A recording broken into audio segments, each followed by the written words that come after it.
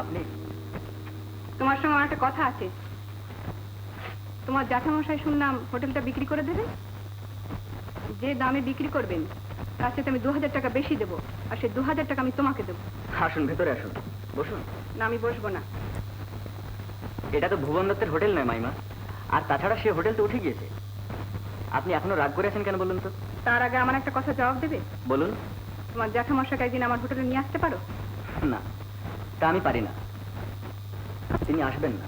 কারণ তিনি একদিন প্রতিজ্ঞা করেছিলেন যে আমার হোটেল কিনে নিয়ে সেই হোটেলে তবে তিনি ঢুকবেন। মিথ্যে কথা। তিনি হেরে গিয়েছেন আর আপনি জিতেছেন। তাই তার শোধ তুমি নিতে চাও আমাকে হারিয়ে দিয়ে? তাই 2000 টাকা দিয়ে আপনি আমাকে কিনতে এসেছেন? দেখো, আমি তোমার হাতে ধরে অনুরোধ করছি, তুমি তোমার জ্যাঠামশাকে নিয়ে কলকাতায় চলে যাও, ভালো করে তার চিকিৎসা করা। যা টাকা লাগবে আমি দেব। আচ্ছা, আপনি আমাকে এখান থেকে তাড়াতে চাইছেন কেন বলুন তো? আমাকে লুকিয়ে মিনতি তোমার এখানে আসে? দেখুন, তার আশাটা আপনি যদি সহজভাবে নিতেন তাহলে তার লুকিয়ে আসার কোনো কথাই উঠতো না। তাহলে তুমি স্বীকার করছো যে মিনু এখানে আসে?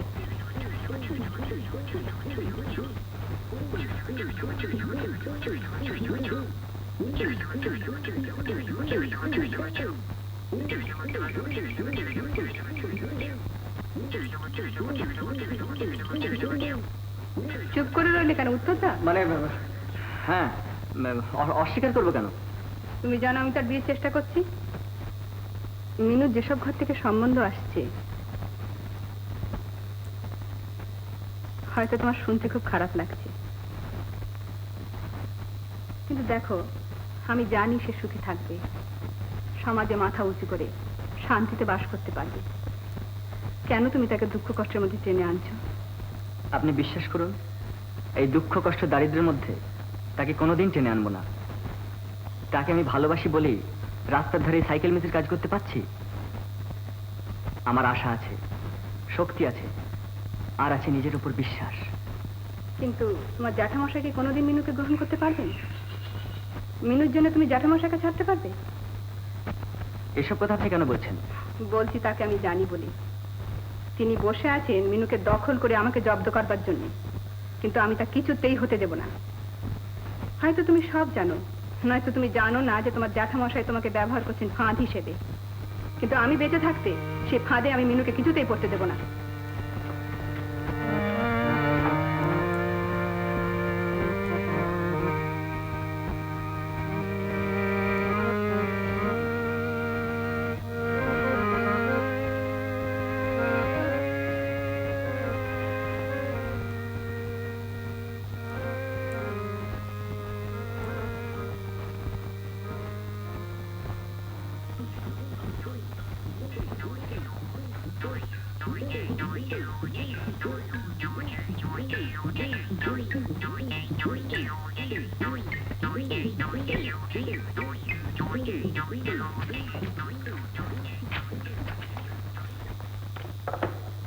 ঢেকল চাপা দমাতে মরে যাচ্ছিলাম, একটু সিম্পাথি পর্যন্ত নেই।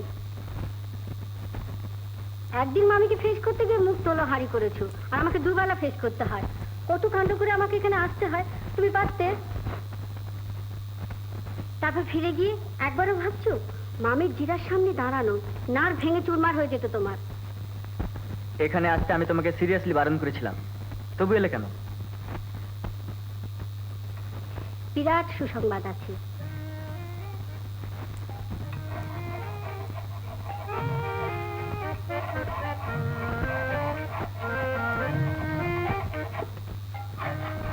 ছুটতে ছুটতে আসছি, এসেই তোমার, তারপর হলো মামির কণ্ঠস্বর, হার্ট প্যালপিটেশন, তারপর তোমার ওই তেরপোলের তলায় 100টা ইঁদুর আমার গায়ের উপর দিয়ে নেচে নেচে একবার যাচ্ছে একবার আসছে, একবার যাচ্ছে একবার আসছে।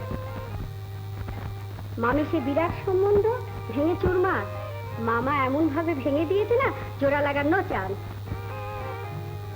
এতে একজন সাইকেল মিস্ত্রির উল্লসিত হবার কি কারণ আছে? বটে, একেবারে ডিরেল হয়ে যাচ্ছিলে, আবার তো চান্স হলো।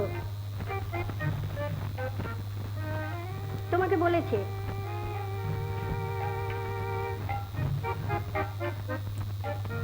ওরকম মুখ গম্ভীর করে ঘাড় নাড়ার কোনো মানে হয় না। আচ্ছা, তুমি কি কোনো জিনিসটা সিরিয়াসলি নেবে না? বলো বলো বলো।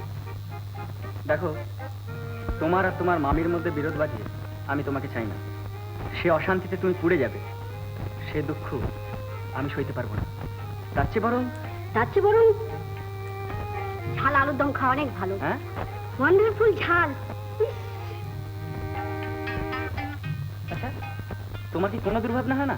হ্যাঁ, উরি বাবা, যেদিন থেকে সম্বন্ধে এসেছে দুর্ভাবনার জ্বালায় রাত্রে ঘুমের মধ্যে হেসে উঠেছি।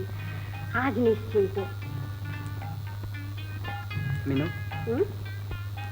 আমার এই ছোট্ট সাইকেলের দোকান একদিন মস্ত বড় একটা কারখানা হয়ে উঠতে পারে না? নিশ্চয়ই পারে। এই তো ঠিক ভাবনা ভাবছো।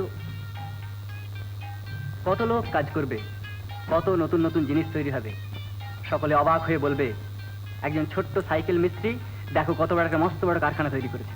তখন মামি নিজে তোমাকে ফোন করে বলবে তোমার কাজ কখন শেষ হবে বাবা, মেনু যে তোমার জন্য বসে রয়েছে। এই রে, একেবারে ভুলে গেছি। কি হলো? ইলাদি যে সমুদ্রের ধারে আমার জন্য বসে আছে। কে ইলাদি? আমার ক্যারেক্টার সার্টিফিকেট। ও, আমার দেরি দেখে ইলাদি যদি হোটেলে গিয়ে পৌঁছয়, আমার হয়ে গিয়েছে। চকলেট রইলো, কাজু বাদাম আছে, এ কতগুলো ট্রফি রইলো, খেও, বুঝলি?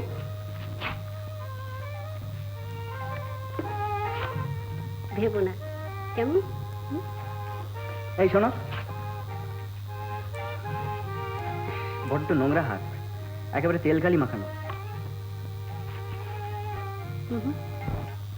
কাজের মানুষের হাত, পুরুষ মানুষের হাত, ফর্সা হাতে কোনো দাম নেই।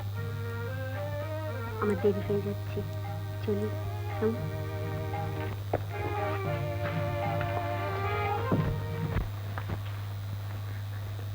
ইলা কোথায়? আমাকে পৌঁছে দিয়ে ঘরে গেছেন। শরীর কলকাতা থেকে এসেছে। কে? ভগবান সহায় থাকলে মানুষ কি শত্রুতা করতে পারে? মার মুখ থেকে সব কথা শুনে সে বলেছে তার জন্য বিয়ে বন্ধ হতে পারে না। সে ভুল তার ছেলে। ফোনে আমার কাছে কত ক্ষমা চাই। হ্যাঁ শোনো, কাল সকালে শরীরকে এখানে নেমন্তন্ন করেছি। একেবারে দিন স্থির করে ফেলতে চাই। এই কয়েকদিন বাইরে আড্ডাটা একটু বন্ধ রাখতে হবে।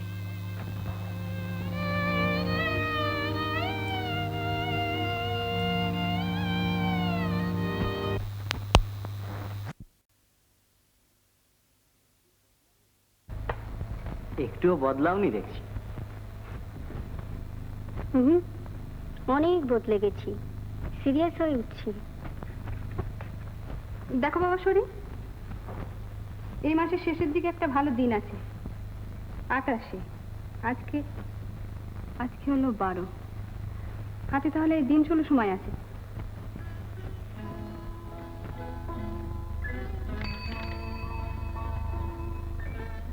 আপনার কি পড়ে গেল স্যার? কই, কোথায়? ওই যে। মিথ্যে কথা বলে আমাকে ধাপ্পা দেবার কোনো দরকার ছিল না। কিছু না তো, আমায় মাফ করবেন স্যার। বাড়িতে অসুখ বুঝি? হুম, কেনা বুঝি? কেন? অসুখের কথা জিজ্ঞেস করলে।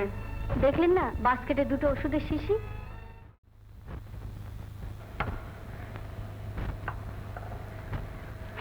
এনে ওষুধটা খেয়ে নাও। চাপা দিয়ে রেখে দাও ওখানে। এটা খারাপ হয়ে যাবে। তো যা, তোমাকে ওষুধ আনতে বারণ করলুম না? আমার কোনো অসুখ করেনি।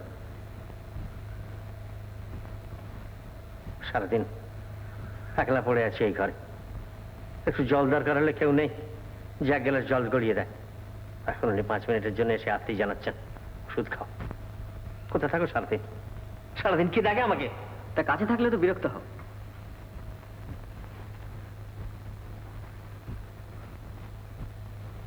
এতটুকু দরদ থাকলে আমাকে এভাবে কষ্ট দিতে পারতে না।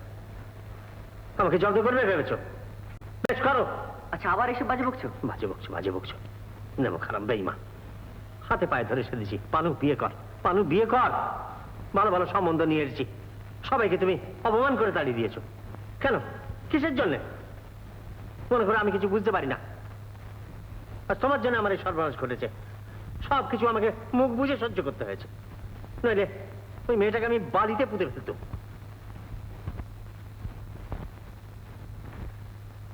আচ্ছা, ওষুধটা তো খেয়ে নাও। নাও।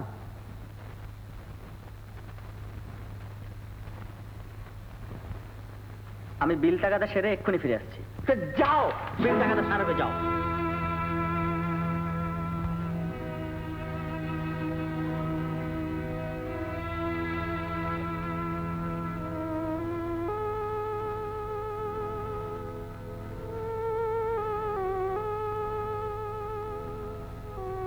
মিথ্যে কথা বলে আমাকে ধাপ্পা দেবার কোনো দরকার ছিল না।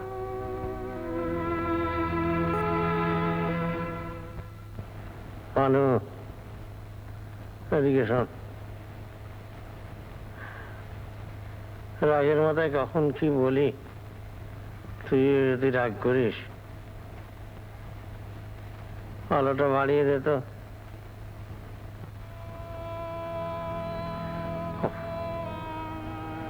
ঝাড়টা খুব বেড়েছে রে চেষ্টা।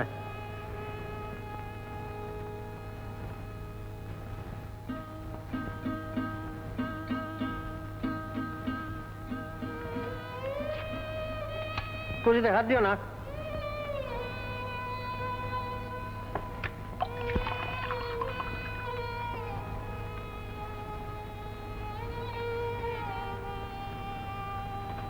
বারণ করলাম, শুনতে পেলে না?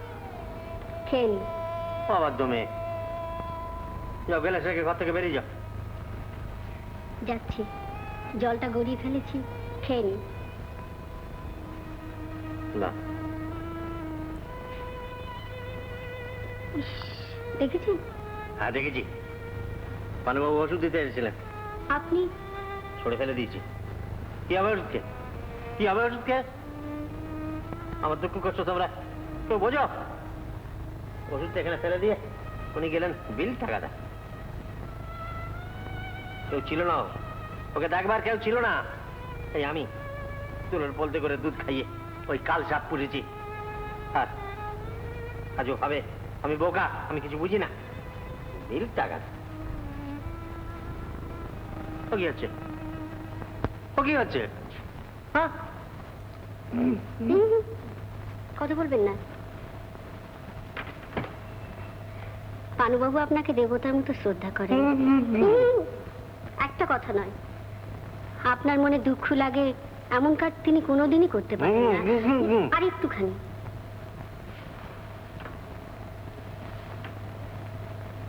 বেরিয়ে যাও, বেরিয়ে যাও আমার ঘর থেকে। এ আমি কিছুতেই সহ্য করবো না। কি মতলবে তুমি এখানে এসেছো? কে আছে সঙ্গে? কেউ নেই, আমি একা এসেছি। এ হতে পারে না। বিশ্বাস করুন, আজ আমি একা এসেছি। তোমার মামিকে লুকিয়ে এসেছো? হ্যাঁ, কিন্তু লুকিয়ে আমি যাব না গো। আপনি উত্তেজিত হবেন না। 103-এর ওপর আপনার জ্বর, এই অবস্থায় একা এভাবে শুয়ে পড়ুন। এসব তুমি কি করছো? শুয়ে পড়ুন। এসব কি করছো? এই তো আমাদের কাজ। আপনার ঘুম ভাঙিয়েছিলাম, ঘুম পাড়িয়ে রেখেই চলে যাব।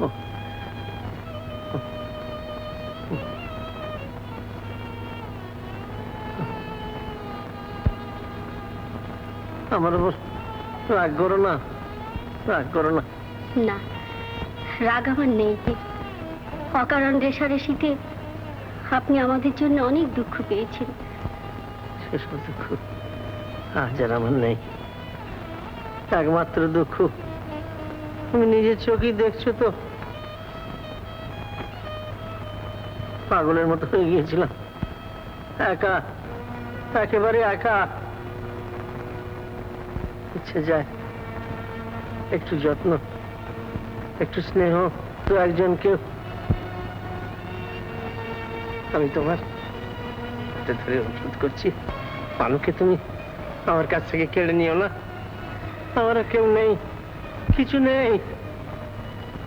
তোমারই জন্য সে বিয়ে করতে চায় না। আমার এমন দুরবস্থা দেখেও শুধু তোমারই জন্য সে আমার কোনো কথা কানে তুলতে চায় না। আমি বুঝি যে আমার এমন কোনো শক্তি নেই যে তাকে আমি তখন মন থেকে সরিয়ে দিতে পারি।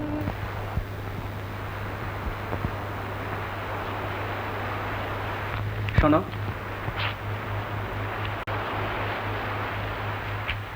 চলে যাবে জানি, কিন্তু এরকম করে চলে যাও না। আমি সামান্য সাইকেল মিস্ত্রি হতে পারি, কিন্তু কোনোদিন তোমার এতটুকু অমর্যাদা আমি করিনি, আজও করবো না। কি বলতে চাইছো তুমি? কেন সেদিন আমার দোকানে মিথ্যে অভিনয় করে এলে? কেন বলতে পারলে না যে এই বিয়েতে আমি মত দিতে বাধ্য হয়েছি? উদয়গিরির শপথ তুমি ফিরিয়ে নাও। বললে কি করতে তুমি? আমি আমি নিশ্চয়ই খুশি হয়ে তখনই বলতে, বাঁচালে মিনু। আমি তোমাকে শপথ থেকে মুক্তি দিলাম। বড় ঝঞ্ঝট, বড় গন্ডগোল, দরকার নেই। তুমি আমাকে এইরকম ভাবো? ওটা আমার হাত, সাইকেলের রড নয়, লাগছে। ও, সেদিন তুমি চলে যাবার পরই সেনের দোকানে গিয়ে শুনলাম তোমার বিয়ের দিন পর্যন্ত ঠিক হয়ে গিয়েছে। মামির সঙ্গে তুমি তোমার নিজের বিয়ের বাজার করতে বেরিয়েছো। তারপর নিজের চোখে দেখলাম রাস্তায় দুজনে পাশাপাশি বেড়াতে বেরিয়েছো। আমি সারা দিন সারা রাত ভেবেছি এ কোন মিনু, যে মিনুকে আমি চিনি জানি না, আর এক মিনু। ভেবে কোনো হদিশ পেলে না তো? না। শোনো,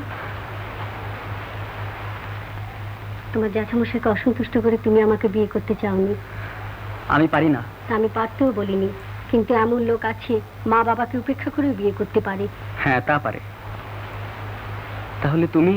আর আমি কিছু বলতে চাই না। যে আমাকে এত সহজে ভুল বুঝতে পারে তার কাছে আমি কোনো জবাব দিয়ে দিতে চাই না। জ্যাঠামশাইকে একবার ওষুধ খাইয়েছি, তার টেম্পারেচার এখন 103.2। বিল টাকাটা দুদিন বন্ধ রাখলে জমিদারি লাটে উঠবে না। জ্যাঠামশাই ওষুধ খেলেন? না খাবার অনেক চেষ্টা করেছিলেন। আমার হাত থেকে তো মেজর গ্লাসটা নিয়ে ভেঙেই ফেলে দিলেন। ঠিক করেছিলেন। কেন? আমার দেরি হয়ে যাচ্ছে। ও, কিন্তু কি? তুমি এভাবে এলে কেন? তুমি আমাদের বাড়িতে গিয়েছিলে মাইমার সঙ্গে ঝগড়া করতে গুন্ডাদের মতন। তার বদলে আমি এসেছিলাম তোমার জ্যাঠামশাই সেবা করতে। তার মেয়ের মতন।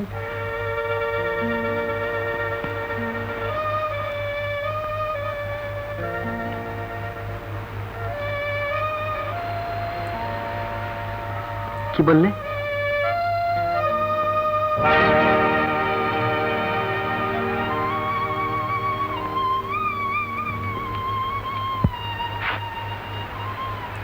পানু, তোমার সময় একটু কথা আছে। বলুন।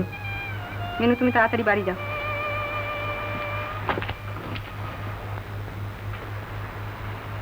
তোমার জ্যাঠামশাই কোথায়? অসুখ হয়েছে, উপরে ঘুমোচ্ছেন। তাহলে তুমি তাকে বলে দিও কাল মিনুর বিয়ে। তিনি গেলে আমি খুব খুশি হব।